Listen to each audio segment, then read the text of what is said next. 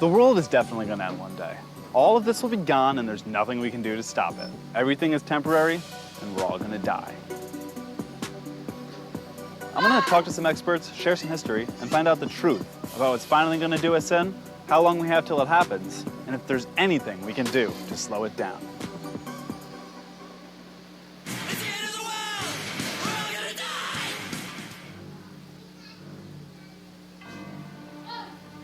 You are going to lose London, parts of New York, Boston, parts of Washington. The mass movement of people, dwindling natural resources. One of the things I don't think we fully understand is how life is all interwoven and what, when you start pulling those threads out, it might do. Maybe as I was worrying about nuclear war and robots, the real answer to the end of the world was right in front of me. People burning shit they shouldn't be burning. Since 1880, the world has seen a 1.4 degree rise in temperature, with 2/3 of that coming since 1975. But you don't need me to explain climate change to you. You've heard all this before. Let's look at the scary details, though, like the unexpected consequences of climate change. It could be disease, not flooding, that kills us all. And what's the deal with climate change deniers? What could their motivation possibly be? We'll also look at the ways that climate change is already affecting the world and hurting people. But just how bad is it? I'd heard whispers about a mysterious man who had all the answers. He'd predicted this years before anyone else, but no one believed him. He was cast away to the fringes of society. So from your research, what does a worst-case scenario world completely beset by climate change look like?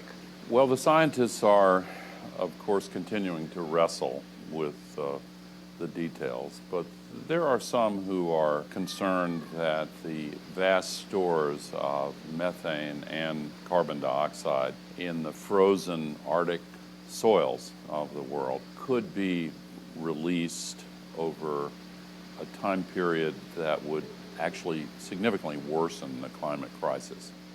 In other words, there's already naturally occurring greenhouse gases frozen in some super cold dirt.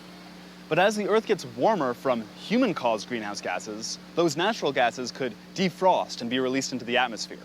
What are some of the unexpected scenarios that someone might not know is a consequence of climate change and rising temperatures? The radical change in the relationship between human beings and microbes. We saw the Zika virus mutate and create catastrophic birth defects in parts of the Americas last year. One of many tropical diseases spread largely by air travel and the transportation revolution. But the changing climate conditions change the areas in which these viral diseases and bacterial diseases take root and become endemic. The relationship between humans and these microbes has always been mediated by climate, and as the climate changes, that's an area that people are keeping a close eye on. Because we understand how to live on the Earth at this temperature. We don't know how to live on the Earth at a higher temperature. Well, not in the civilization we've constructed. And all of the food crops that we rely upon were patiently selected over many, many generations by Neolithic women during the Stone Ages. And the plants that they selected, that we still eat, are optimized for the climate conditions that we're now in the process of changing. We need more fresh water as temperatures increase. Humans, animals, plants, a lot of our systems, like energy systems, all need water, particularly agriculture. And we are depleting the underground water aquifers in quite a few regions of the world much faster than they can be replenished. So that's what they mean by water everywhere and none of it to drink. And that was coming from the Vice President Al Gore. He was the Vice President, so you know he's got some clout. But I'm going to talk to some other really trustworthy people too, like the military. This is retired Rear Admiral David Titley. He was in charge of the Navy's climate operations for years. 30 feet of sea level rise probably displaces roughly 500 million people, 500 million people. And some people say, well, geez, you know, we're going to have a long time, and we are taking an already pressurized world with lots of issues, and we are now adding one that was in fact caused by man, the rapidly changing climate. If you look at the UN big report, they call it the Intergovernmental Panel on Climate Change. It's a mouthful, but it's a big UN report. It's kind of a consensus report of everybody. They actually don't have that alarming talk about sea level rise. They talk about it's a few feet, maybe 2, 3, possibly 3 feet, but more like 2 feet in their last report. More and more of the science is saying that's a pretty significant underestimation. There are a lot of things that we can still do, but there's a saying in the Navy that the naval aviators have, and they say 2 things are of no use to you as a pilot: altitude above you and runway behind you. And I would argue we're putting a bunch of runway behind us on this. There really is no planet B. But if you don't trust the military, what about the clergy? The Pope himself said in a letter about climate change that the Earth is an immense pile of filth. The Pope said that. This is Gaël Giroux. He's a Catholic priest and scientist who works with the French government on their climate research.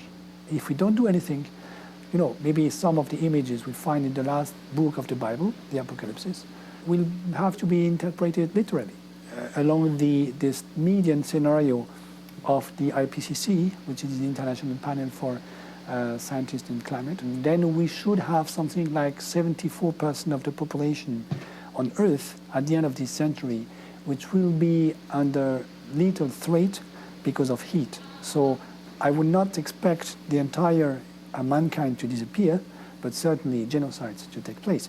3/4 will probably die if we don't do anything. The city of Amman in Jordania today is pumping water in a source which is located 400 meters below the soil, but in a source which does not regenerate. And we know already today that in about 25 years, this source will be empty. So this is a big question. How will people from Amman find water in 1 generation? According to one of these scenarios, which is the most frightening, we might have a huge collapse in the second half of this century. Where will it begin? It's hard to say. Most probably either in sub-Saharan Africa or Southeast Asia. But in any case, this means that we'll have huge number of people starving and migrating, and then probably an economic collapse of continents like Africa, Southeast Asia. You could find probably some elites in some countries who could think, well, this will be just a mess. We're not going to be able to give food to everybody. We're not going to be able to give energy and drinkable water to everybody. So let's put into practice a harsh military dictatorship to make sure that our families will get something to eat and to drink. If you don't believe those guys acting based on numbers and research, I also met with David Nicholson. He works with the climate change division of Mercy Corps, where he works in developing countries. Nicholson sees the real-life effects of change that are already happening to communities around the world. We think about climate change as something of a threat multiplier. So we're starting to see less and less access to certain key resources, or the reliability of certain weather patterns making agricultural systems more and more challenging. So it magnifies existing challenges. One specific example I can give you is the work we've been doing in Ethiopia. We've been working for many years with cattle raising communities in the drylands of Ethiopia, which are really seeing significant shifts in weather pattern. We've been working quite closely with different communities to figure out new ways to manage natural resources, the grasslands that their cattle rely on, the water resources, the water points that for a long time they've relied upon. And this is because the traditional methods, which have been around for thousands of years, are no longer suitable to a shifting weather and weather pattern in a shifting climate. Do you think the first world has too much of a sense of comfort and security with regards to these things? Certain wealthier countries are more insulated from the challenges we've seen so far. People's livelihoods are less directly linked to the weather system. We don't rely on food growing in our own land in order to feed ourselves and our families. We also have systems of governance and governments that put things into play that support us. But that cushion will run out at some point because these challenges will be beyond what we're currently able to cope with. The mass movement of people, dwindling natural resources, these are things that can cause conflict and can lead to larger regional conflicts that will inevitably have security concerns for the rest of the world. All the people I spoke to came from different facets of society, yet they all agree. Climate change as a threat is real and it's being caused by humans. But some people don't agree, and I honestly don't know what's going through their heads. Do they seriously not believe the science, or do they only care about money and have no foresight? Or are they all cynical lunatics doggedly pursuing the end of the world? Having these silly false debates about the science is nothing more than a delaying tactic. 100% of peer-reviewed scientists have a consensus, and that is that this is happening. I don't believe that. 100%, every bit of that global warming? Don't buy it. They don't have to disprove science. They don't have to disprove global warming. They just want to create doubt. They want to create confusion. They want to create the perception that there's this big tussle in the science community. And they go through considerable lengths to do that. But none of that changes the fact that the ice will continue to melt. So what evidence are these people who don't seem scared of climate change possibly using? Take President Trump, for example. When he pulled out of the Paris Accord, he said this: even if the Paris Agreement were implemented in full, with total compliance from all nations, it is estimated it would only produce a 0.2 of 1 degree, think of that, this much Celsius reduction in global temperature by the year 2100. Tiny, tiny amount. So obviously I had to talk to the guy that did the study Trump was quoting, Dr. John Riley of MIT's Joint Program on the Science and Policy of Global Change. Is there anything in your research that justifies him saying pulling out of the Paris Accord is a good idea based on what you guys found? So we in no way imagined that our work would suggest that you should get out of Paris. If anything, we were trying to suggest that too bad that Paris didn't go a little bit further and that there was a lot more work to be done in succeeding accords. If you're going on a long hike, you know, the first step isn't going to get you very far. But if you say, oh, well, never mind, you'll never get there. President Trump's thing with the Paris Accord, that's not the first time this has happened to your team. In 2008, something similar happened with members of Congress? Yes, we were looking at the Waxman-Markey bill at that point, and we were trying to say, look how much revenue could be generated by selling the allowances rather than giving them away, and that could then result in, you know, $2,500 being sent to every family of 4. So the Republicans took that $2,500 and said that was the cost of the policy to every family, which was exactly kind of a complete misinterpretation of the story. Yeah. So, you know, very disturbing. So how big of a deal is it to pull out of the Paris Accord? Let's go talk to Laurence Toubiana. She was France's ambassador to COP21, so she basically wrote the damn thing. So it's not the good news. First, because United States is the biggest economy at what level, and of course he has been a driving force among other big players to really finally negotiate this agreement. Yes, Donald Trump has decided to withdraw from Paris Agreement, but the American society no. What do you see these days? States like New York State or California or many others are saying we are still in. You have more than 1,200 companies who said, we don't want that. We want to continue to go in the right direction. Even if the world's moving in the right direction, it still really feels like we've passed a point of no return. So I went back to Vice President Al Gore to ask him if we should just give up. What do you have to say to someone that watches the news, hears this research, and just says, you know, we're fucked. I'm going to go to my bunker and hide? Yeah, is this where we get to the hope? Yeah, I hope so. Okay, yeah. Well, the solutions to the climate crisis are being developed much faster than people expected.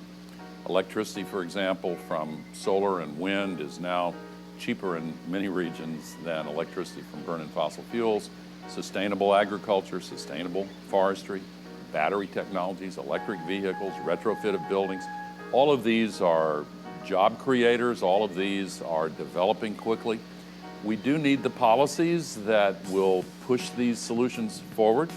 Even though they're cheaper, the old carbon polluting companies are still trying to hold back the change. So I hope your audience will decide to become politically active. Join the Indivisible movement, for example. Join the Climate Reality Project. Let the policymakers and politicians know that you really care about this. If there are massive numbers of people who feel passionately about it, everything will change for the better. One of the experts I spoke with accidentally gave me an interesting solution to the problem.